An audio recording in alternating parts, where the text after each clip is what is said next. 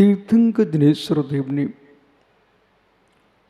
विश्वधरा को सत्यार्थ तत्व का प्रकाश किया है। केवल ज्ञान, श्रुत ज्ञान,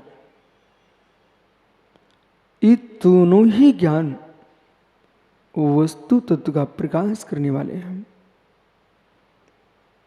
चाहे ज्ञान केवल ज्ञान, जिस ज्ञान के माध्यम से सर्वज्ञ अरहंत देव ने जगत के प्राणी मात्र को सकल प्रत्यक्ष ज्ञान के माध्यम से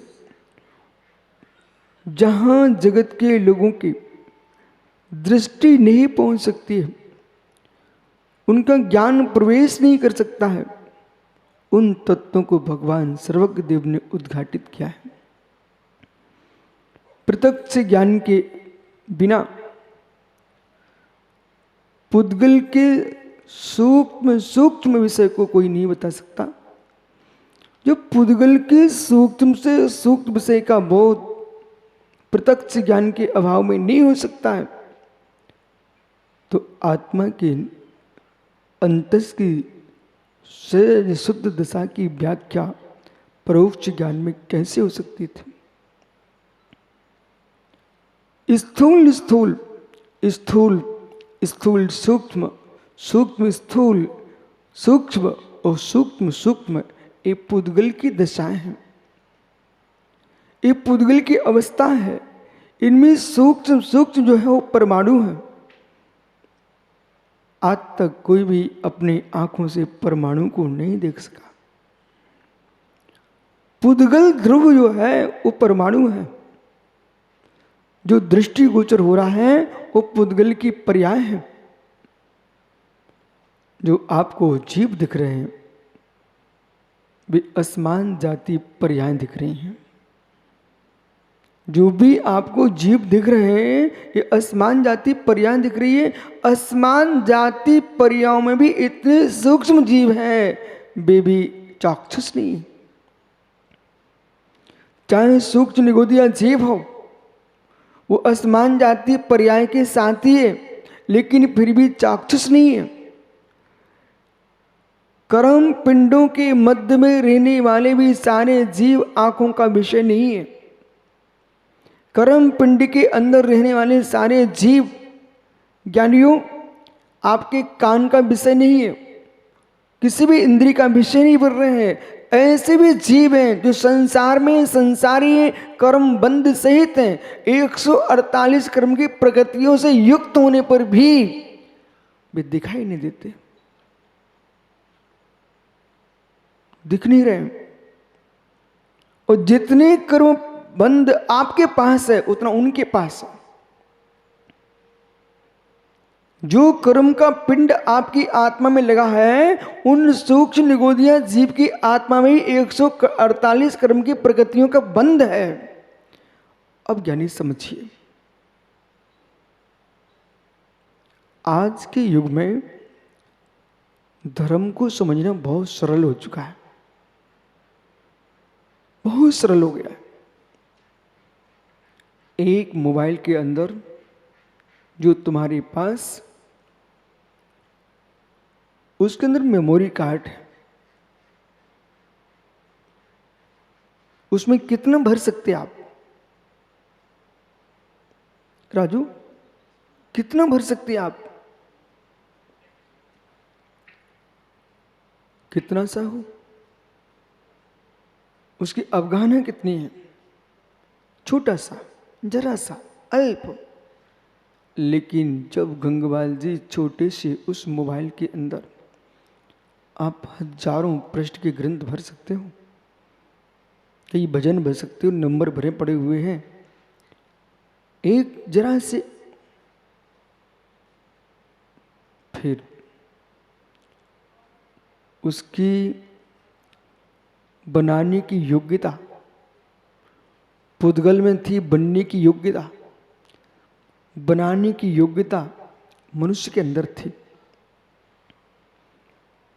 जो मनुष्य जो मनुष्य इतनी सूक्ष्म से सूक्ष्म विषयों को बना रहा है, भौतिक विज्ञान इतनी उन्नति कर रहा है, आप एक बार विचार तो करो, भले ज्ञान उसका भौतिक द्रव्य में जा रहा है, लेकिन क्षौसम पराग की पराकाष्ठता तो देखिए आप। जिसके बल पर तुम आज पराधीन हो रहे हो, मोबाइल के पराधीन हो कि गाड़ियों के पराधीन हो, पंखों के पराधीन हो, कूलर के पराधीन हो, आप मेरी तरफ निहारो, मैं क्या बोल रहा हूं, किससे पराधीन हो आप? सत्य बहुत ऊंचा है निर्मल भैया। न तुम मोबाइल के पराधीन हुए हो, न किसी गाड़ी के पराधीन हुए, न विमान के पराधीन हुए। सत्य बहुत गहरा है। आपको विश्वास होना चाहिए, आपको विश्वास होना चाहिए। आप उस मनुष्य की बुद्धि से पराधीन हुए हो जिसने इन सब का निर्माण किया है।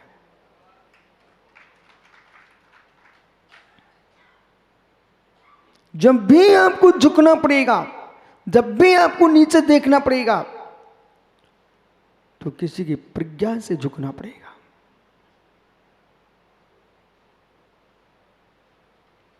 एक मोबाइल बना के दे दिया आपको, यदि वो तुम्हारे पास न होता, उस समय आप निजी जीवन में जीते, कोई दूसरा जीवन जीते, ग्रंथों में रहते, निर्ग्रंथों में रहते, अरिहंतों में रहते। तुम्हारे हाथ में क्या सौंपा गया?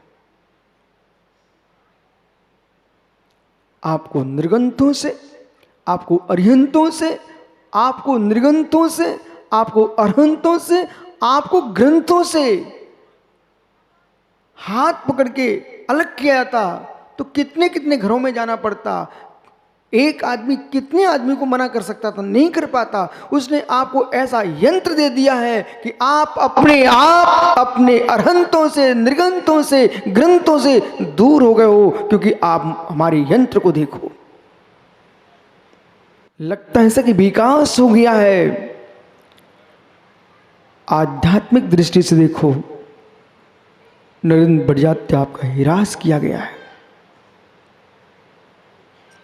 एक व्यक्ति ने इसका निर्माण किया, जिसने इसका निर्माण किया है उसने आपको अपने अधीनस्थ कर लिया। किसी देश का पतन कराना हो तो उसके शिक्षा प्रणाली पर प्रहार कर दीजिए। किसी देश का पतन कराना हो उसकी शिक्षा प्रणाली पर प्रहार कर दीजिए। किसी देश का पतन कराना हो उसको, मेरे मित्र, उसके समय का हनन कर दीजिए। यदि आपको अपने पड़ोसी को गरीब देखने की इच्छा है, आपको अपने पड़ोसी को गरीब देखने की इच्छा है, तो मित्र कुछ मत करो, आप तो उसको निमंत्रण देना प्रारंभ करो।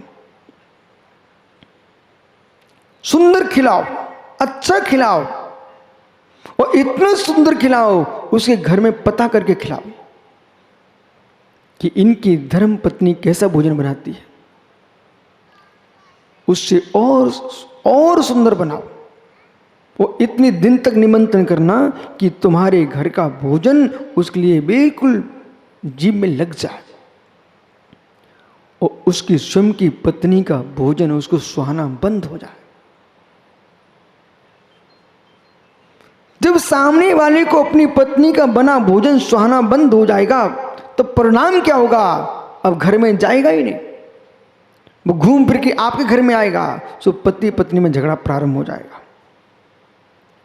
आधा समय उसका आपके घर में व्यतीत होगा, आधा समय पत्नी से झगड़े में व्यतीत होगा, और आधा समय मेरे मित्र कोर्ट कचहरियां प्रारंभ हो जाएंगी। अब व्यापार का क्या होगा? व्यापार का क्या होगा? अपने आप वे नीचे आ जाएंगे, तुम्हें कुछ भी नहीं करना पड़ा।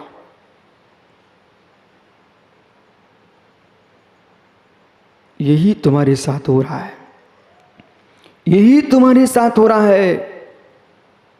अधिक मीठा खाने से पेट में कीड़े पड़ते हैं, वो अधिक मीठा सुनने से बुद्धि में कीड़े पड़ते हैं। यदि आपको अपनी बुद्धि को विकृत करना हो तो दूसरे की चापलूसी बातें सुनना प्रारंभ कर दो, और यदि आपको अपने पेट में बीमारी करना हो तो 24 घंटे मीठा खाना प्रारंभ कर दो। शरीर स्वस्थ चाहिए तो मीठा कम कर दीजिए, और प्रज्ञा स्वस्थ चाहिए तो मेरे मित्र दूसरे की बातें सुनना बंद करके जिनवाणी का पढ़ना प्रारंभ कर दीजिए।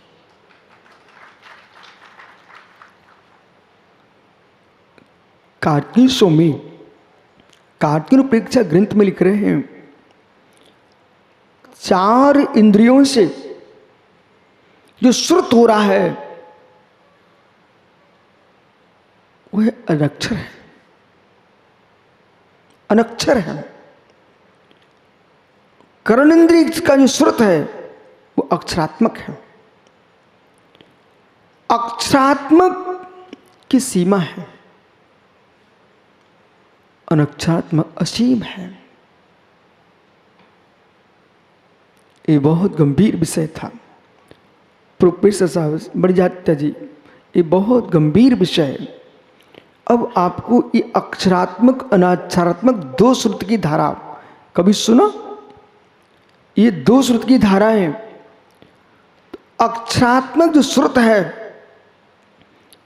वो पकड़ा जाता है, अक्षरात्मक श्रुत है वो तुमको कहीं भी पकड़वा देगा। अनक्षरात्मक श्रुत है वो बहुत गहरा है। जितना तुम बोल के बातें नहीं करते हो उतनी तुम आंखों से बातें करते हो।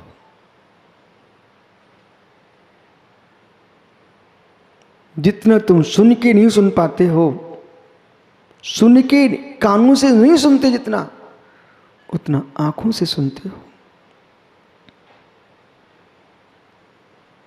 जो कानों से कहा सुना जाता है वो दूसरा सुन सकता है,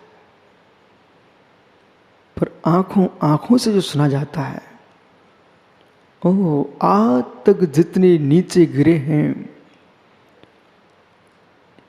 कन्याओं के शील भंग हुए हैं,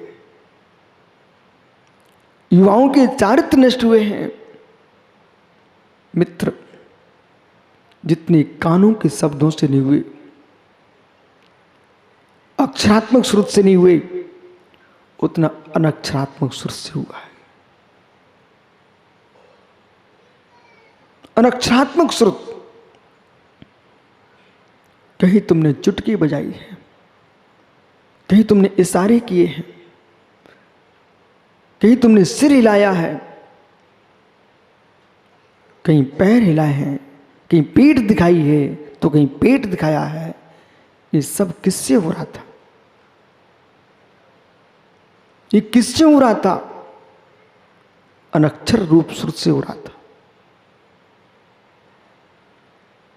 हर वस्तु के अंदर हानि लाभ है। श्री कुरल काव्य जी में लिखा है, मित्र संसार में मूर्ख की पहचान क्या है? जो हानि को स्वीकार करे और लाभ का तिरस्कार करे। जो पुरुष हानि को स्वीकार करे और लाभ का तिरस्कार करे उसी का नाम मूर्ख है। मैं आप लोगों से नहीं बोल रहा हूं, ध्यान रखना। जो पुरुष हानि को स्वीकार करे और लाभ का तिरस्कार करे उसका नाम मूर्ख है। करो गवेषणा, खोज करो कि मेरी परिणति में क्या विषय चल रहा है। हानि को स्वीकार किया जा रहा है, लाभ का तिरस्कार किया जा रहा है, तो सोच लेना अब मुझे किसी से पूछने की आवश्यकता नहीं। विद्वान कौन है? विजय जो लाभ का सम्मान करे, हानि का तिरस्कार करे, उसका नाम विद्वान है। किसी को गाली देने का मन किया, विषय देखना, किसी को गाली देने का मन किया तो गाली देने का मन जो आपने किया है, चिंतन किया है, ये श्रुत का विकल्प आपके अंदर आया है, तो सोचिए जहां पर हम गाली देने का मन कर रहे थे, जहां पर गाली देने का मन कर रहे थे, वहां पर आयु कर्म के निषेकों का क्षय हो रहा तक नहीं। जहां पर आप गाली देने का विचार कर रहे थे, वहां पर मित्र दी नहीं अभी विचार, वहां पर आपकी बुद्धि का व्यय हो रहा था कि नहीं, वहां पर आपकी आयु क्षय हो रही थी, आपकी प्रज्ञा का क्षय हो रहा था मित्र, अशुभ का आश्रम हो रहा था और शुभ का नाश हो रहा था। आप सोचिए अभी गाली दे नहीं पाए, जिस श्रुत को तुम गाली देने में लगा रहे थे, उस श्रुत को अरहंत के गुण चिंतन में लगा देते तो मेरे मित्र तू परमात्म तत्व का संस्कार डाल लेता।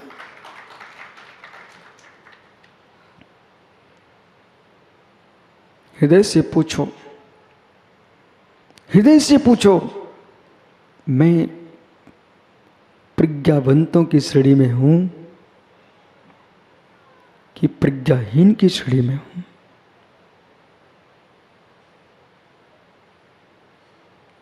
हम किस श्रेणी में आ रहे हैं?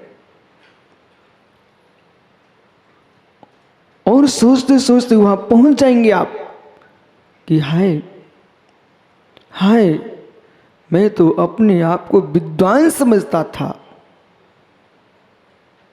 पर जैसे 25 कसाय